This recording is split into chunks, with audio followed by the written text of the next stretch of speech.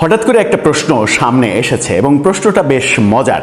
বিশেষ করে আমাদের স্বরাষ্ট্রমন্ত্রীর একটি বক্তব্য এবং স্বরাষ্ট্রমন্ত্রীর বক্তব্যের পরদিনই আন্তর্জাতিক অপরাধ ট্রাইব্যুনালের চিফ প্রসিকিউটরের বক্তব্য এই আলোচনাটাকে উস্কে দিয়েছে। এবং আলোচনাটাকে যখন উস্কে দিয়েছে তখন গণমাধ্যমও এটার পূর্বাপর আলোচনার চেষ্টা করছে। সেটা হচ্ছে, আওয়ামী লীগ ইস্যুতে বিএনপির অবস্থান কি হঠাৎ করে পরিবর্তন হয়ে গেছে? আগে বিএনপির অবস্থান যেটা ছিল সেটার পুরোটাই রিভার্স অবস্থান এখন দেখা যাচ্ছে। বিশেষ করে নির্বাচনের আগে পর্যন্ত বিএনপির যে রাজনৈতিক অবস্থান ছিল সেটা হঠাৎ করে পরিবর্তন হয়ে গেল কেন? এখন কি বিএনপি মনে করছে তারা নির্বাচন যেহেতু হয়ে গেছে তারা এখন সেফ জোনে চলে গেছে, এখন তাদের মতো করে যেভাবে ইচ্ছা সেভাবে ভাবা যায়? আওয়ামী লীগের ইস্যুতে তাদের এই পরিবর্তনের মূল জায়গাটা কি? কেন তারা তাদের অবস্থান পরিবর্তন করছে? রাজনৈতিক ইকুয়েশনটা কি? তারা মানে বর্তমান যারা বিরোধী দল আছে তাদের চাইতে বেশি আওয়ামী লীগকে নিয়ে চিন্তাগ্রস্ত হয়ে পড়েছে কিনা, এরকম বিশ্লেষণ গণমাধ্যমের খবরেও উঠে আসছে। চলুন একটু সেই খবরগুলো বিশ্লেষণ করে বোঝার চেষ্টা করি আওয়ামী লীগ ইস্যুতে বিএনপির অবস্থান সত্যিই পরিবর্তন হয়েছে কিনা, সেটা বিএনপির জন্য কতটা লাভজনক, কতটা ক্ষতিকর হতে চলেছে। থাকবেন দর্শক। বলছিলাম আওয়ামী লীগ ইস্যুতে বিএনপির অবস্থান পরিবর্তিত হয়েছে কিনা। এই প্রশ্ন যদি আপনাকে করা হয় তাহলে আপনি যদি রাজনীতির খবর রাখেন তাহলে আপনি এক বাক্যে বলবেন যে হ্যাঁ, পরিবর্তন হয়েছে। এবং সেটা শুধু পরিবর্তন না, একেবারে 360 ডিগ্রি উল্টে গেছে। এই যে উল্টে যাওয়ার কারণটা কি? দৃশ্যমান কিছু ব্যাপার আমরা দেখছি, কিন্তু অদৃশ্য ব্যাপারগুলো কি সেটাই তো গুরুত্বপূর্ণ। যে অদৃশ্য জায়গায় কোন ইকুয়েশন কাজ করছে বিএনপি সরকারের মাথায়, নাকি যে বক্তব্যগুলো আমরা পাচ্ছি সেই বক্তব্যগুলো শুধুমাত্র রাজনৈতিক চটকদার বক্তব্য। এটা নিয়ে বাংলা ট্রিবিউন একটা স্টোরি করেছে। বাংলা ট্রিবিউনের স্টোরির শিরোনামটা আপনারা দেখে নিন। সেখানে বলা হচ্ছে, আওয়ামী লীগ প্রশ্নে বদলেছে বিএনপির অবস্থান। তারা জিজ্ঞাসা চিহ্ন দিয়েছে যে বদলেছে কিনা। তারা প্রশ্ন করছে বটে, কিন্তু প্রশ্নের উত্তরেও আবার দেখা যাচ্ছে যে হ্যাঁ, বদলেছে। বদলানোটা কতটা সঠিক হচ্ছে, কি বিশ্লেষণ করছে বাংলা ট্রিবিউন? আওয়ামী লীগকে নিষিদ্ধের দাবিতে অন্তর্বর্তী সরকারের সময়ে রাজপথে ছিল জামাত ইসলাম, এনসিপি, হেফাজতে ইসলাম সহ বেশ কিছু দল। তখন বিএনপি দল নিষিদ্ধের দাবিতে সরাসরি আন্দোলনে না গিয়ে বিচারিক প্রক্রিয়ার উপরে গুরুত্ব দেওয়ার কথা বলেছিল। তারা স্পষ্ট বলেছিল যে কোনো রাজনৈতিক দল নিষিদ্ধের পক্ষে তারা না, এবং তারা বারবার বলেছিল তারা বহুদলীয় গণতন্ত্রের পক্ষে। বহুদলীয় গণতন্ত্র তারা প্রতিষ্ঠা করেছে। তাদের নেতা প্রতিষ্ঠাতা তিনি এদেশে বহুদলীয় গণতন্ত্র এনেছেন, এই দাবিগুলো তারা বলেছে। এবং আওয়ামী লীগকে যে নিষিদ্ধ করা হয়েছে সেটার পক্ষে তারা ছিল না। কিন্তু যখন নির্বাহী আদেশে আওয়ামী লীগের কার্যক্রম স্থগিত করে দেওয়া হলো, তখন আবার বিএনপির ভাষ্য কিন্তু আমরা পরিবর্তন হতে দেখেছি। তখন তারা দাবি করেছিল যে আরও কয়েক মাস আগেই আওয়ামী লীগকে নিষিদ্ধ করতে হবে, এরকম লিখিত জানানো হয়েছিল প্রধান উপদেষ্টাকে। অর্থাৎ বিএনপির নির্বাচনের আগেই কিন্তু বেশ কয়েক রকম অবস্থান আমরা দেখেছি। এবং আওয়ামী লীগকে যখন নিষিদ্ধ করা হলো, ছাত্রলীগকে পুরোপুরি নিষিদ্ধ করা হলো, আওয়ামী লীগের কার্যক্রম নিষিদ্ধ করা হলো, আওয়ামী লীগের নিবন্ধন স্থগিত করে দেওয়া হলো, তখন কিন্তু বিএনপি এর বিরুদ্ধে কোনো ধরনের কোনো ন্যারেটিভ তৈরি করেনি। সেই না করার পেছনে একটা যুক্তি হয়তো ছিল, সেটা হচ্ছে যে বিএনপি বুঝতে পারছিল যে ইউনূস সরকার নির্বাচন না দেওয়ার পথে হাঁটছে। ইউনূস সরকার যেন বেঁকে না বসে, তাদের মন জোগানোর জন্য অনেক কিছুতেই তারা হ্যাঁ বলে গেছে, যেটা প্রকাশ্যে স্বীকার করেছেন সংসদে স্বরাষ্ট্রমন্ত্রী সালাউদ্দিন আহমেদ। তিনি বলেছেন যে আমরা কৌশলে অনেক কিছু, গণভোট, জুলাই সনদ, এটা ওটা, এটাতে হ্যাঁ বলেছি যেন ইউনূস সরকার নির্বাচনটা অন্তত দেয়। তার মানে নির্বাচন নিয়ে তাদের একটা সংশয় ছিল। সেই সংশয়ের কারণে ইউনূস সরকারের বহু সিদ্ধান্তের বিপক্ষে তারা অবস্থান নেয়নি। কৌশলগতভাবে এটাও আমরা তাহলে বুঝতে পারি যে আওয়ামী লীগকে যে নিষিদ্ধ করা হয়েছে সেটার বিপক্ষেও তারা দৃঢ় অবস্থান নেয়নি, এই কারণে যে এরকম অজুহাতে নির্বাচন বানচালের প্ল্যান যেন ইউনূস সরকার করতে না পারে। ওয়েল অ্যান্ড গুড, এটা আমরা দেখলাম যেভাবে আওয়ামী লীগের কার্যক্রম নিষিদ্ধ হলো সেটা তো আমরা জানি। 2025 সালের 11ই মে সন্ত্রাস বিরোধী আইন 2009 সংশোধন করে অধ্যাদেশ জারি করে অন্তর্বর্তী সরকার। পরদিন আওয়ামী লীগ ও এর অঙ্গ সংগঠনগুলোর সব রাজনৈতিক কার্যক্রমের উপরে নিষেধাজ্ঞা দিয়ে দেওয়া হয়। ত্রয়োদশ জাতীয় সংসদ নির্বাচনের পর গত 8 এপ্রিল ওই অধ্যাদেশকে সন্ত্রাস বিরোধী সংশোধিত বিল 2026 আকারে সংসদে পাশ করে আওয়ামী লীগের সেই নিষেধাজ্ঞা সেটা দীর্ঘায়িত করা হয়। অর্থাৎ বিএনপি সরকার আগে নির্বাচন যে কোনো মূল্যে আদায় করার জন্য যে কৌশলগুলো অবলম্বন করেছিল বলে সংসদে তারা বলছে, সেই আইনকেই আবার তারা সংসদে পাশ করছে। তার মানে এখানে তাদের এক ধরনের দ্বিচারিতা আমরা দেখতে পাচ্ছি। আগের অবস্থান এবং পরের অবস্থানে বড় পার্থক্য দেখা যাচ্ছে। নির্বাচনের আগে কি বলেছিল বিএনপি? নির্বাচনের আগে আওয়ামী লীগকে নিষিদ্ধের দাবিতে যখন জামাত এনসিপি আন্দোলন করেছিল, তখন দলটির নেতারা আওয়ামী লীগের বিচার চাইলেও দল নিষিদ্ধের বিষয়ে সতর্ক অবস্থান নিয়েছিলেন। 2025 সালের 18 সেপ্টেম্বর সিঙ্গাপুর থেকে দেশে ফিরে বিএনপি মহাসচিব মির্জা ফখরুল ইসলাম আলমগীর বলেছিলেন, বিএনপি কোনো রাজনৈতিক দল নিষিদ্ধ করার পক্ষে নয়, রাজনৈতিক সিদ্ধান্ত ঐক্যের ভিত্তিতে হওয়া উচিত। তিনি আরও বলেছিলেন, আলোচনা বাদ দিয়ে রাজপথে চাপ সৃষ্টি করা গণতন্ত্রের জন্য শুভ নয়। অর্থাৎ এনসিপি জামাত যে ধরনের আন্দোলন করছিল সেই ব্যাপারে তিনি বলেছিলেন। এরপরও নির্বাচনের আগে ও পরে বিএনপির কয়েকজন শীর্ষ নেতা, যেসব আওয়ামী লীগ নেতা অপরাধে জড়িত নন, তাদের ভবিষ্যতে রাজনীতি তারা করতে পারবেন এরকম বক্তব্যও দিয়েছিলেন। এবং নির্বাচনের আগে এই মির্জা ফখরুল সহ একাধিক নেতা ভোটের জন্য, ভোটের স্বার্থে, ভোটের প্রচারে এরকম বক্তব্য সহসাই দিয়ে বেড়াচ্ছিলেন। সেটা হচ্ছে যে আওয়ামী লীগের নেতাদের বিরুদ্ধে যে সকল মামলা রয়েছে, ভুয়া মামলা রয়েছে, সেই সমস্ত মামলা তুলে নেওয়া হবে। ভোটের আগের ইকুয়েশনটা খুবই স্পষ্ট ছিল এবং ভোটে সেটা দৃশ্যমানও হয়েছে। আওয়ামী লীগের ভোটাররা বিএনপিকে ভোট দিয়েছে। তাদের উদ্দেশ্য এটাই ছিল পরিষ্কার, একেবারে ম্যাথটা পরিষ্কার। তাদের উদ্দেশ্য ছিল এনসিপি এবং জামাত, যাদেরকে আওয়ামী লীগ প্রধান শত্রু হিসেবে ভাবছে, তারা যেন কোনোভাবেই ক্ষমতায় আসতে না পারে।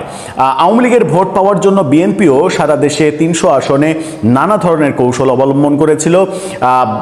ঘর থেকে পালিয়ে থাকা বাস্তুচ্যুত এক ধরনের আওয়ামী লীগ নেতাদের সঙ্গে তারা গোপন যোগাযোগ করেছিল এবং তাদের অনেকে এলাকায় ফিরেছিলেন, সরাসরি বিএনপির ভোট করেছিলেন।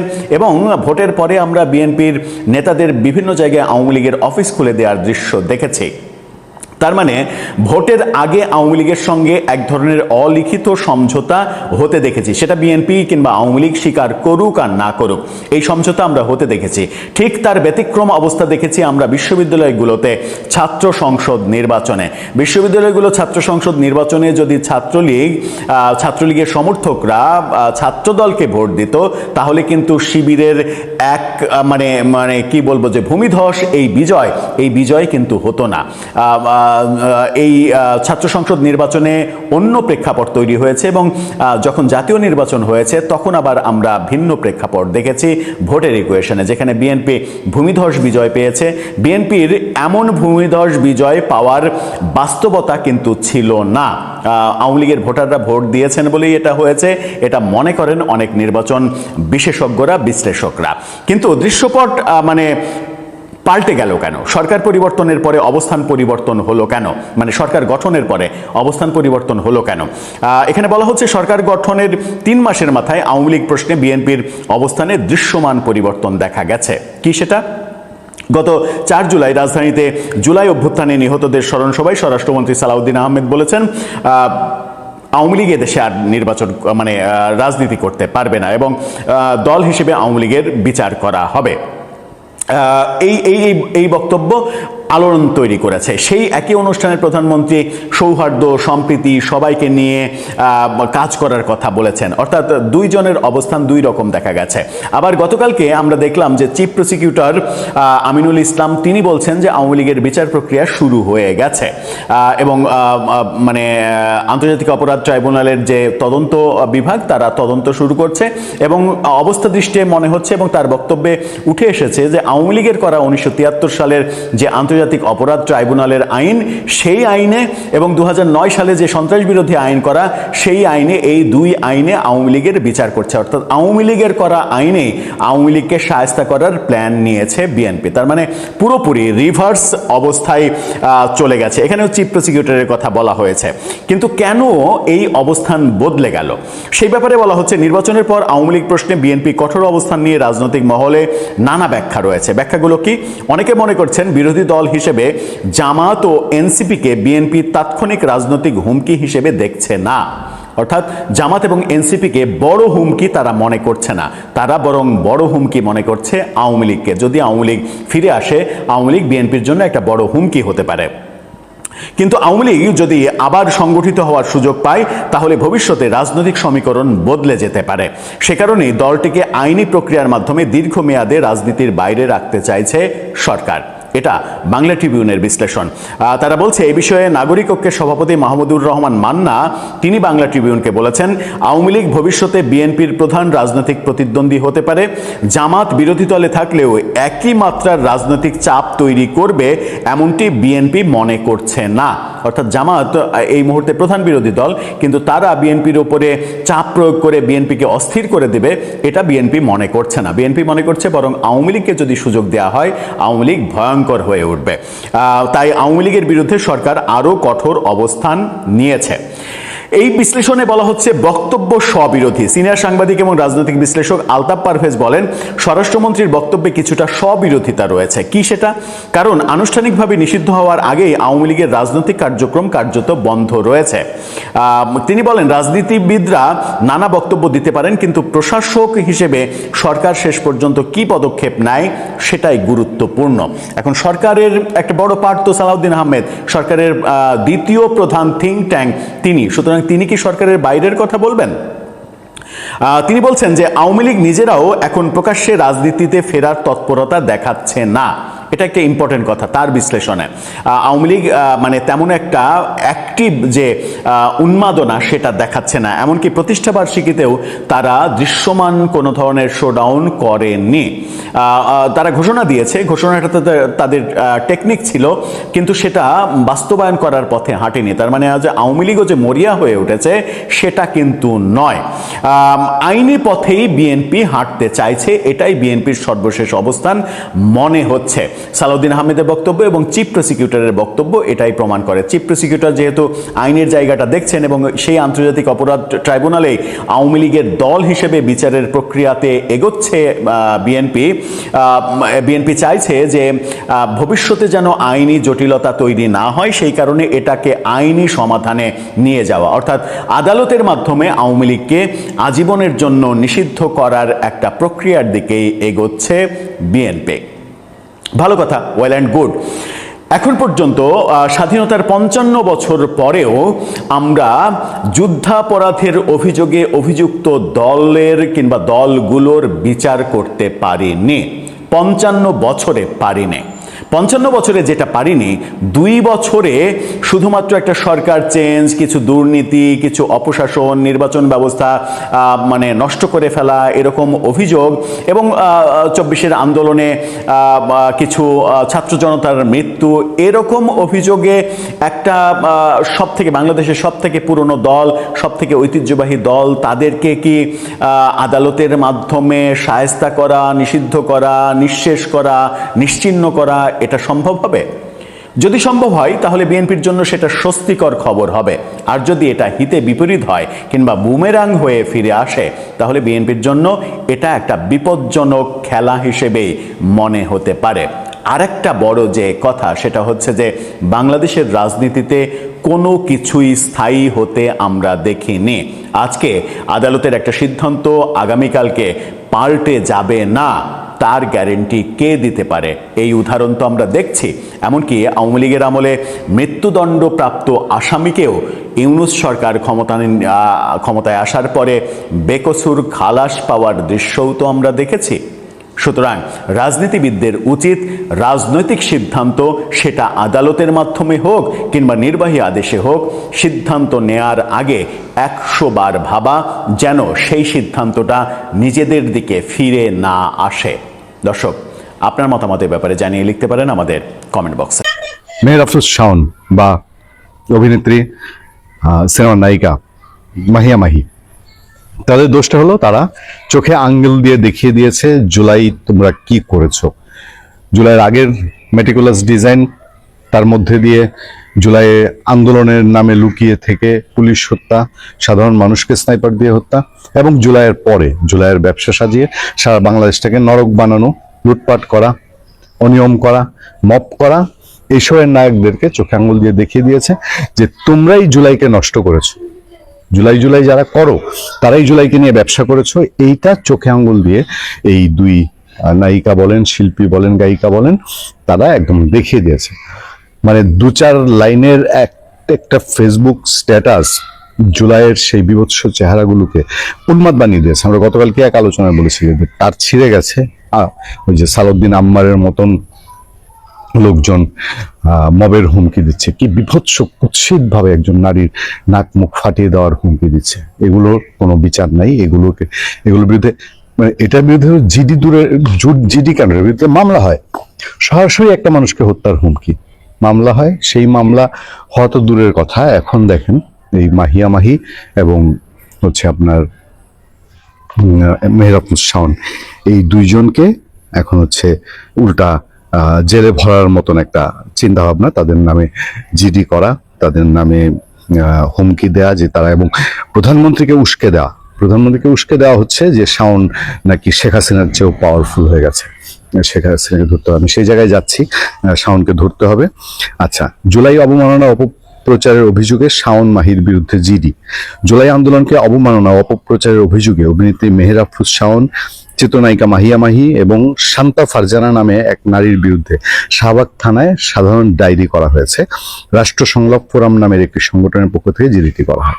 মানে কি পরিমাণ এদের আতে ঘা লেগেছে এটা স্পষ্ট বোঝা যায়, এদের প্রতিক্রিয়া যা হচ্ছে গত 2-3 দিন ধরে।